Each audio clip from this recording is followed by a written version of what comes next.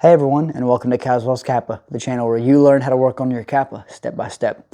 In today's video, we're going to learn how to replace the trunk release button that's nestled behind your glove box.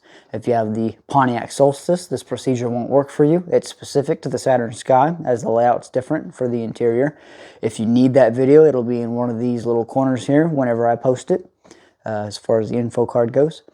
But I'll provide everything you need, ranging from tools, torque specs, and service manual pages. But without further ado, let's get to the video.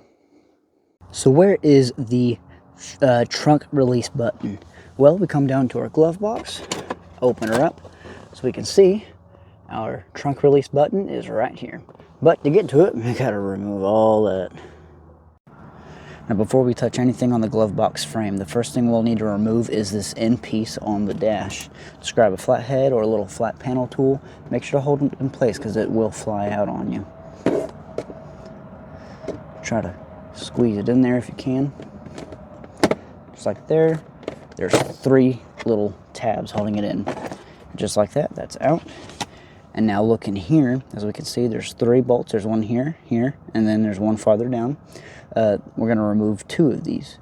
It'll be the bottom ones. These are what helps hold on the glove box frame. So we're going to go ahead and remove these, and these are 7mm sockets, or bolts.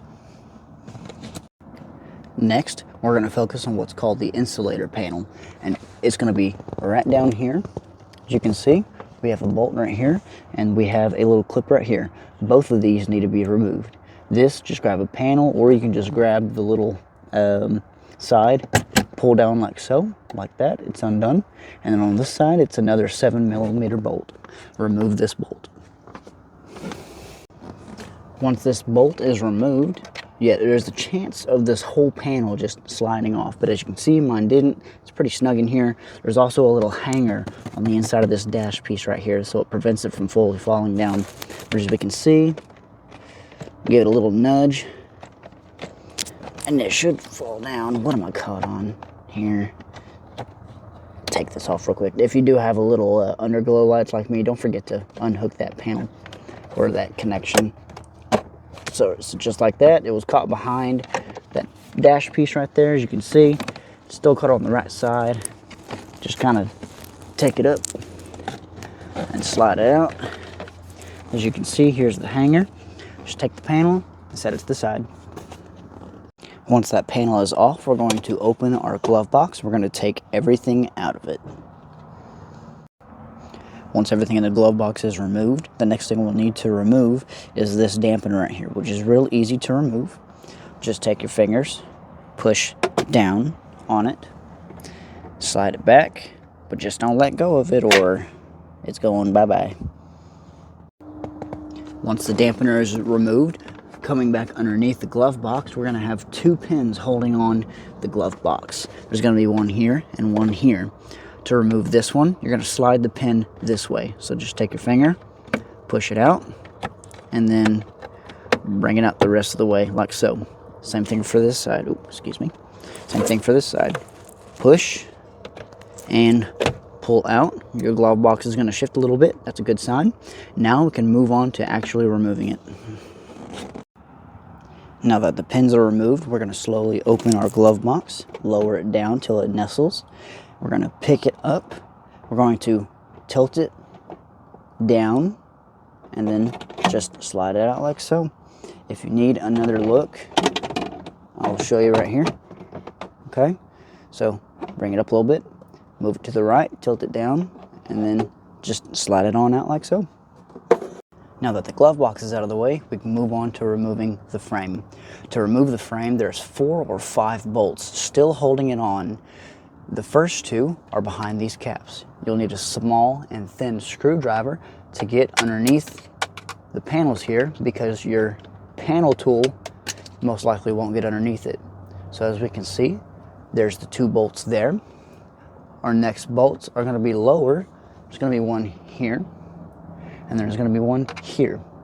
And I can't remember if there's another back there, but I think it may just be these 4 holding it on. If there's another one, I'll show you.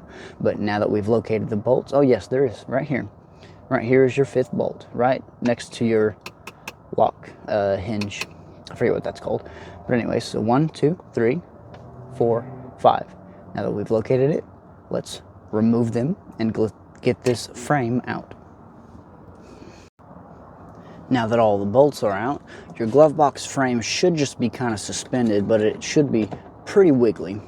There's some hold down points or some clips, I believe, that are up here, keeping it from falling face first, which is good because there's an electrical connection right here that we need to disconnect when we remove the frame, so we don't want it just falling on its face.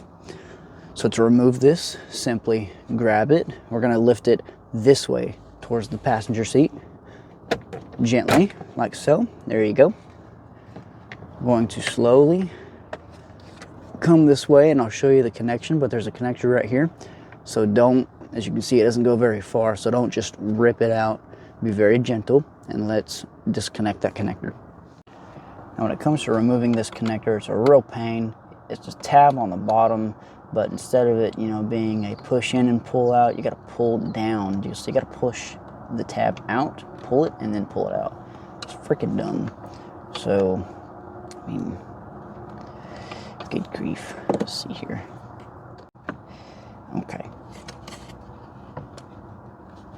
All right, just like that, connection's out, and we can remove the glove box frame safely. Next, we're going to remove the trunk button here. Now there are two tabs. There's one here, and there's one exactly like it on the back side. We're going to push both of these in, and then we're going to push on the back of the connector until it's fully out. And then, just like that, it popped out. Now we can replace it. Now when it comes to reinstalling the trunk button, as we can see, there's two little divots inside of the hole. This is to help keep the button upright. Now, in order to install this, we're just going to go ahead and take it, push it all the way in, right? And as you can see, I got it on the first try. But let's say you don't get it on the first try, okay?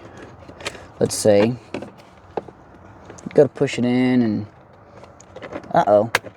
it's in sideways. How do I fix that? I mean, it works, but it pops back out. Well, if you want to fix that, flip over your frame, grab the connector, and twist it until it's in the correct position while pulling it. So we're going to twist and pull. Oh, just like that. It recentered itself, and it's upright. You have installed your button. When it comes to reinstalling everything, first we're going to start with the connector. Grab it and just push it into place until it clicks. I think that clicked. Yeah, that clicked. And now that that's done, we can install our glove box frame. When it comes to installing the frame, we got little places for our clips and little holes to go into. So there's a clip on this edge here. There should be a little hole for this to go into. Just line everything up, and it might click like that. That clicked into place, but the rest aren't. Make sure the holes down there are centered as well. And now we can take our bolts and install them. When it comes to installing the bolts, remember there are 5 total. 1 here, 1 underneath next to the lock, 3, and then there's going to be 2 down here. When it comes to torquing these down, it's 10 Newton meters or 89 inch-pounds, but we're just going to get these snug with our little ratchet wrench.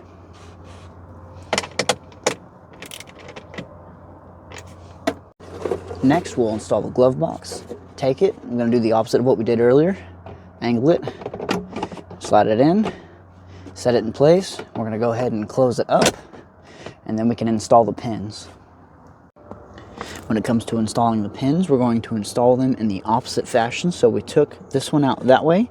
I'm going to install it this way. Just be sure to lift the glove box a little bit since it is sagging so that the holes line up. Okay, there's that one. And then this side's broke, this pin right here, so I might have trouble. You won't, but we'll see if I can get this on the first try. I guarantee you I won't. It might go flying. Oh, I got it. Yes. So that's how you're going to install the pins. Let's install the dampener. And when we let go of the dampener, it came and nestled inside of the glove box area in here. To get to it, we're going to have to lift the glove box a little bit to give us some slack. Shove our fingers in here, pull it down, and there's our dampener. When it comes to installing the dampener, make sure your pyramid is facing up. Mine's not. Hang on, let me fix that. There we go. Make sure the pyramid is facing up. Slide it in. Push up until it clicks like that. Your dampener is installed. Once your dampener is installed, throw everything back in your glove box. Close her up. But before you do, don't forget to install the trim over your bolts here. There's a little hinge on the bottom. So the bigger, there's two holes, a big one on the bottom and a small one up top. The hinge goes on the bottom. Put it there. Click it in place. Same thing on this side. That's done. Put stuff in your glove box, close it up, and let's put on the bolts on the side and the end piece. Go ahead, grab both your bolts, get them started, and then you'll tighten them down. Once those are tightened down, we'll put on the end piece. Once the bolts are on, we're going to install the end of the dash trim. Make sure this little right angle is facing down and the soft curve is facing up. You're going to slide this piece behind the door trim right here, and you're going to look. As you can see, there's a clip here, and a clip here. You have a little hole right here. That hole is going to go here. Clip, clip, clip. These can break, and I've seen them break before, so be very careful when lining these up. Okay, and then pop it all in place like that.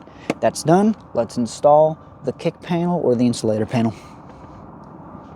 When it comes to installing the insulator panel, remember there's a little hanger on the right side that's going to go underneath or behind this trim. I'm going to take it and slide it in place, and then I'm going to nestle it up top. Okay. Once again, hanger is hung. I'm going to take this, I'm going to slide it up until it's nestled in place, like so. I'm going to take the clip here, slide it in place. It'll click. And then we're going to grab my bolt. We're going to install it on this side right here. Remember, 7mm. And then once that's installed, you have completed this procedure. All right, thank you so much for watching the video. I hope that it helped you out and that you learned something new. I want to remind y'all to check out the channel website, kaswellskappa.wixsite.com/kaswellskappa for more Kappa procedures if y'all need them done. I got a whole library that y'all can check out of about 100, maybe 100 videos now, but maybe 90. But y'all can check those out if y'all need to do more things on your Kappa. But that's all I have for y'all today, and I will see y'all next time. Until then.